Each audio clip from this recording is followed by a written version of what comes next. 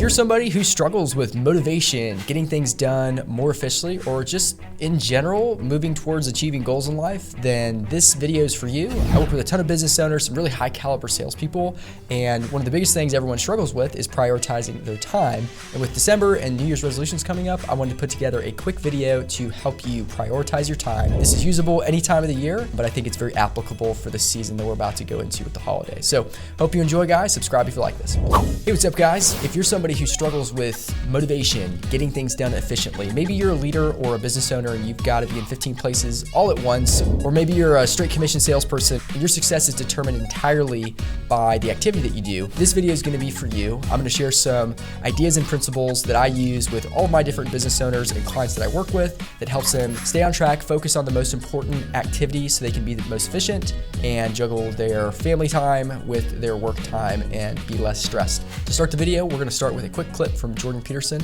People often hate schedules because they act as their own tyrants, right? They say, well, you have to do this unpleasant thing, and then here's another unpleasant thing you have to do. Yeah, so that's a really big point 3 seconds in.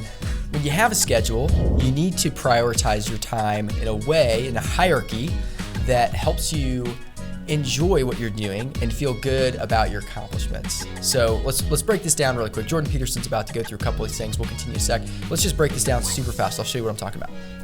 So when it comes to holidays, when it comes to schedule, when it comes to any week of pretty much of your life, the way that I would organize and solve this problem of inefficiency or lack of motivation all comes down to schedule. And when you plan your schedule, my big recommendation is taking a Sunday morning and taking an hour and planning exactly what you're going to do every hour of the entire week. And you can that way prioritize your goals, because if your goals are in one area of life all written down kind of in a notebook hidden away, or maybe you don't have goals, you should write those.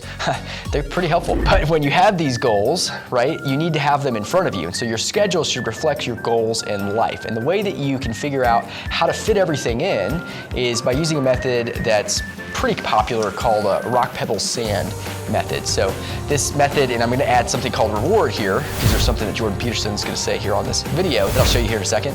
And he just talks about having rewards. And this is one of the things that most people don't put in their schedule that I've been doing for years that seems to be really helpful. And when I share it with people, it seems to make a big difference. So let's run through it. So what are rocks, pebbles, sand? So essentially when you look at your big goals in life, whatever it might be, maybe it's writing 5 books or getting your business to $10 million or whatever it is, right? And you may have other values than just goals like, writing books and, having revenue. It could also be spending time with your kids or spending time with your spouse, whatever it is, whatever your goals are in life, spiritual, professional, family, social, whatever, right? All of these goals should be reflected here, okay? And so when you have these goals, there are things that come up in life that are really urgent and they're important, and then we have things that are really important but they're not urgent. Then we have things that are unimportant that are urgent, and then we have things that are really unimportant and not urgent at all. And so what we're trying to do is we're trying to prioritize the important things that are not urgent first, then the urgent things that are important, and then the rest of the stuff that's really not that valuable to us, okay? So rocks, everything important to you that has to get done on a weekly basis. Again, this is a little bit subjective, but a rock should be sleep, because sleep allows you to be productive. But for some people, they'll put sleep in a sand, which sands are very unimportant things. Imagine that you have a jar of air and the air is your time for a week. If you put in the rocks first, you can sprinkle pebbles to fit in some spaces, and you can pour sand in, and pouring that sand in fills in all the spaces and it maximizes your time. If you do sand first, right, and then you do pebbles and then you do rocks, you fit in the least amount of rocks. Remember, rocks are our most important things.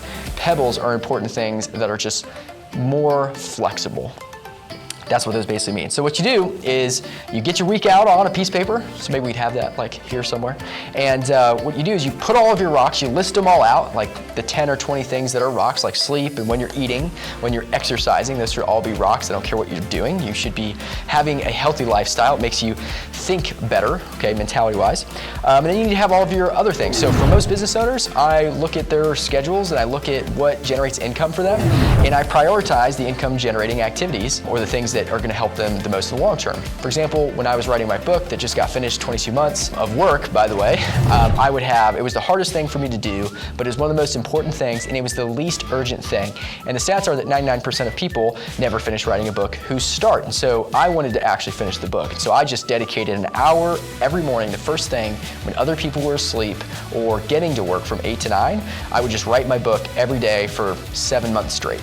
And that allowed me to come out with a book, which is coming out December 9th. You should totally get one. It's called The Problem with Potential, How to Stop Overthinking and Get Out of Your Own Way. And actually it has, this exercise is actually in that book. You'll probably like it. And there's a free workbook that comes with it. It's a pretty cool thing. So I think the link's right here, and it's in the description, joeignus.com/The Problem with Potential. So go check it out. And the pre-order date's December 4th, and it's being released on December 9th. So what you're doing, right? You've got all of your rocks. You should write them all out. You should have them all there. Then you put them into your schedule first, and then you write out all your pebbles. What are the flexible but important things, but it doesn't matter when they happen. For example, that might be guitar for me. I love playing guitar, I love singing, but that's a flexible thing and it doesn't harm me if I don't do that. For some people, it could be their rock because it's subjective. Maybe that brings you so much joy and value that you need to be playing guitar every day. That's totally fine. Sand is things that don't matter that you want to fit in just because you can fit them in. For example, watching Netflix, some Love is Blind type show, or whatever's popular right now would be more of a sand. Now rewards, okay, what you do is you attach your reward to your rocks. So if you do your rocks, okay, then you get a reward. And the reason you need this is because some of your rocks are going to be things that you're not always motivated to do, but really are things that you want to accomplish. Like, we don't always want to go to the gym, but when we go to the gym, we're always making progress, right? We should always feel good about ourselves for accomplishing that. So when we have rewards, right, this can